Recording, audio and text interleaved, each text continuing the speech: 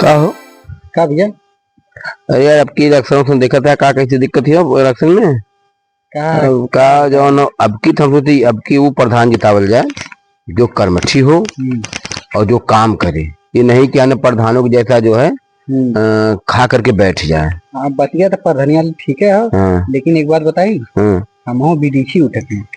अच्छी बात है यार, तू तो बड़ा अच्छा पढ़ा लिखा है, कौन बात ना उठा बीडीसी जो ठीक हो। और लेकिन वो जो कालू की याद रखा है। हाँ लेकिन काम तुरंत करा, खाया मत पैसा जो है। ठीक भैया। हाँ भैया नमस्ते।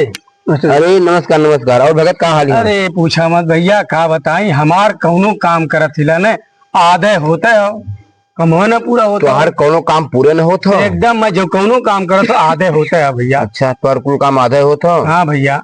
मैं पूरा कह दे। अरे भैया कह देता तो बड़ा एहसान हो रहा है। अच्छा ठीक है ले। अरे मतलब ई का किला है? अरे तू सोचला तोहर करना पूरा तो देखा तुरंत कर दे पूरा काम, तुरंत पूरा होगी तोहर काम। अरे भैया